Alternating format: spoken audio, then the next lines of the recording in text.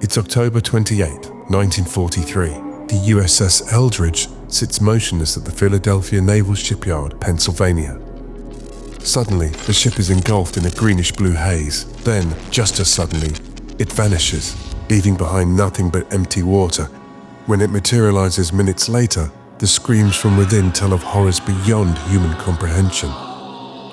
Was this a government experiment gone too far, or something even more sinister?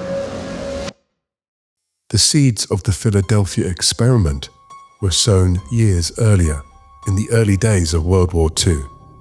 As the Allies waged a desperate fight in the waters of the Atlantic, German U-boats stalked the seas, sinking supply ships with brutal efficiency. The United States Navy needed an answer, something revolutionary to tip the scales. Conventional technology wasn't enough. They needed something so technologically advanced it would seem to live in the realms of science fiction. Enter the rumored Project Rainbow. This top-secret initiative aimed to make naval vessels undetectable, not just to radar, but also to the human eye. It was said to involve experimental electromagnetic field manipulation based on Einstein's unfinished unified field theory, a hypothetical framework that sought to merge electromagnetism and gravity into a single, all-encompassing force. The manipulation involved generating extremely powerful electromagnetic fields around a ship. These fields were said to bend or warp light and radar waves around the vessel, effectively rendering it invisible. The USS Eldridge was the Navy's chosen test subject. A state-of-the-art Cannon-class destroyer escort, the Eldridge was outfitted with cutting-edge equipment, massive Tesla coils, magnetic generators, and an array of mysterious devices designed to bend electromagnetic fields around the ship. On the morning of October the 28th, 1943, with all systems primed, the order was given. As the power surged through the coils, the ship became enveloped in a dense greenish-blue fog that crackled with a supernatural energy. Shore-based witnesses reported feeling a low-frequency vibration which set their teeth on edge like a dentist's drill. Then, in an instant, the Eldridge vanished.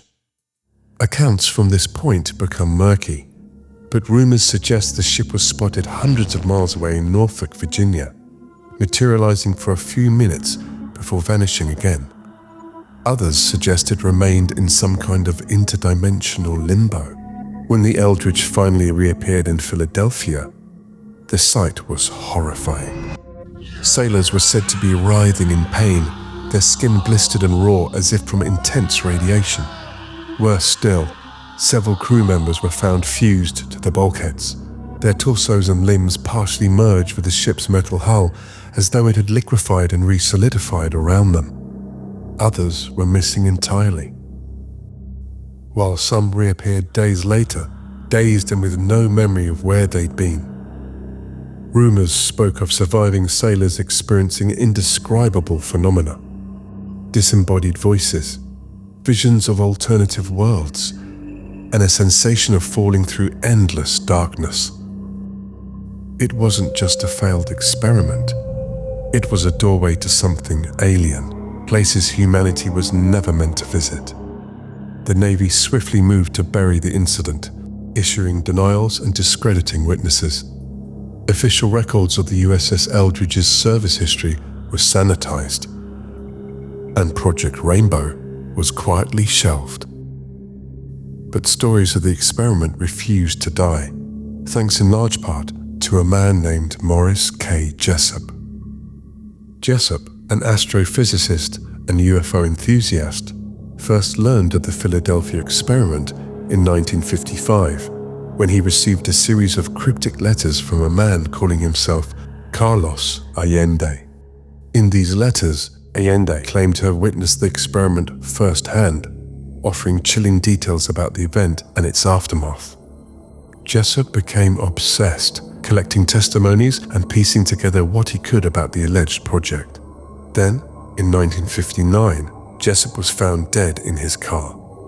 The death was ruled a suicide, but conspiracy theorists latched onto the suspicious timing. The story took another bizarre turn in the 1980s when a man named Al Bielek came forward claiming he had been a crew member aboard the Eldridge. Bielek's account was stranger than fiction.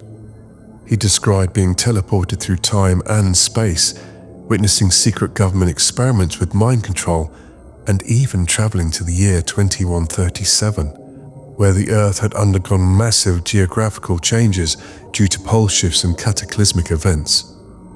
His story was dismissed by many as fabrication, yet it reignited public interest in the Philadelphia experiment and its possible implications. And then there's the technology itself. Einstein's unified field theory remains incomplete, but the principles behind it, of manipulating space-time through intense electromagnetic fields, are scientifically plausible, if not yet achievable. Could the Navy have stumbled upon a nascent version of such technology, or did they unwittingly unleash something far beyond human understanding? Some theorize that the Navy didn't abandon the technology, but refined it, leading to the rumored Montauk Project and other classified experiments in quantum manipulation. Others suggest that whatever doorway was opened in 1943 was never fully closed. To this day, the truth behind the Philadelphia experiment remains shrouded in mystery. What really happened to the USS Eldridge on October the 28th, 1943? Were the horrifying accounts of fused bodies and vanished sailors exaggerated or suppressed? The Philadelphia experiment is more than a story of wartime innovation. It's a chilling reminder of the perils of human ambition, of the dangers lurking at the edges of science.